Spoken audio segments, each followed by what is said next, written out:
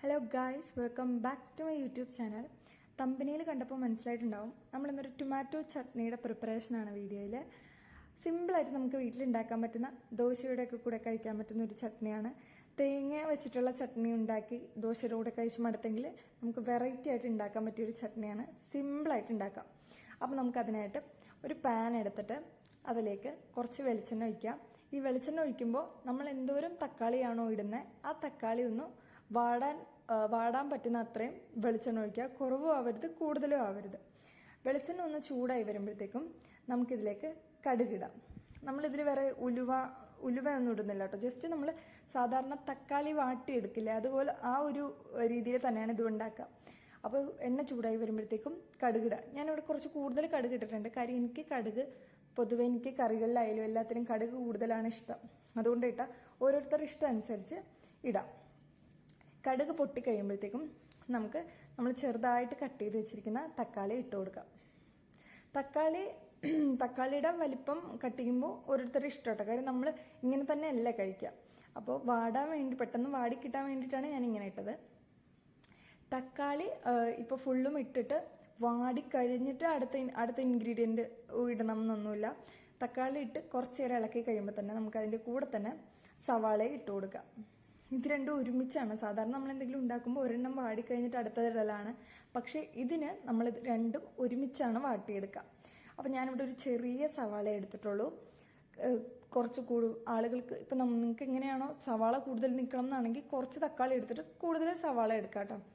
ഞാനിവിടെ ഒരു 3 തക്കാളിക്ക് ഒരു ചെറിയ സവാള, 3 മീഡിയം സൈസ് തക്കാളിക്ക് ഒരു ചെറിയ സവാള എന്നുള്ള രീതിക്കാണ് ഇവിടെ എടുത്തിരിക്കുന്നത്.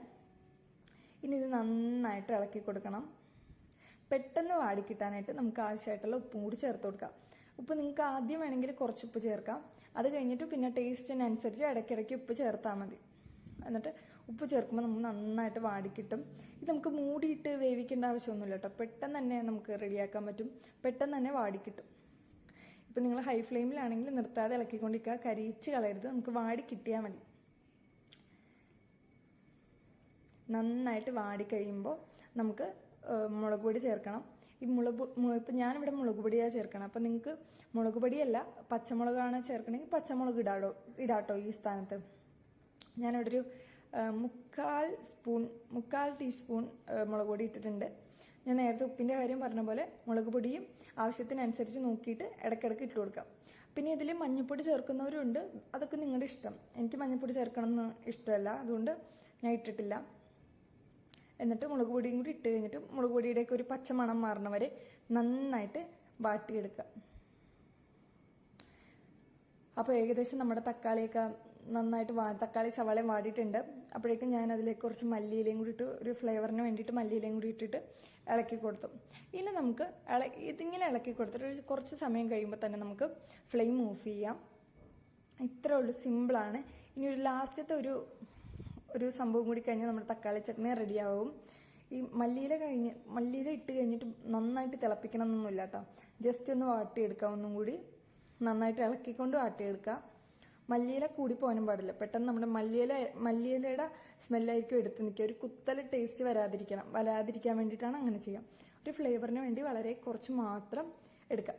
അപ്പോൾ ഇത് നമുക്ക് ഫ്ലെയിം ഓഫ് ചെയ്തിട്ട് ചൂടൊന്ന് കുറഞ്ഞു കഴിയുമ്പോഴത്തേക്കും നമുക്ക് ഒരു ചെറിയ നമ്മുടെ സെക്കൻഡ് ജാറിൽ നമ്മൾ ചട്നിയൊക്കെ ഉണ്ടാക്കുന്ന ജാറിലേക്ക് ഈ തക്കാളി സവാളയും വാട്ടിയത് നമുക്ക് ഇട്ട് കൊടുക്കാം. പ്രത്യേകം ശ്രദ്ധിക്കാം. ഒരിത്തിരി ചൂടുണ്ടെങ്കിലും കുഴപ്പമൊന്നുമില്ല. പക്ഷേ അത്യാവശ്യം പരമാവധി ചൂട് മാറിയിട്ട് ഇടാനായിട്ട് നോക്കുക.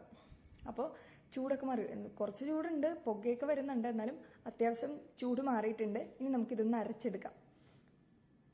അത് അരച്ചതോടുകൂടി നമ്മുടെ തക്കാളി ചട്നി ഇവിടെ റെഡി ആയിട്ടുണ്ട്. ഇത്രയും സിമ്പിളായിട്ട് പെട്ടെന്ന് ബ്രേക്ക്ഫാസ്റ്റിന് ഉണ്ടാക്കാൻ പറ്റിയൊരു ചട്നിയാണ്. ദോശയുടെ കൂടെയാണ് ബെസ്റ്റ്. അപ്പോൾ എല്ലാവരും ഇനി ദോശ ഉണ്ടാക്കുന്ന ദിവസം ഈ ചട്നി ഉണ്ടാക്കി നോക്കുക. അതിൻ്റെ ഒപ്പം വീഡിയോ ഇഷ്ടമെങ്കിൽ ലൈക്ക് ചെയ്യുക, ഷെയർ ചെയ്യുക, സബ്സ്ക്രൈബ് ചെയ്യുക. Thanks for watching this video. By.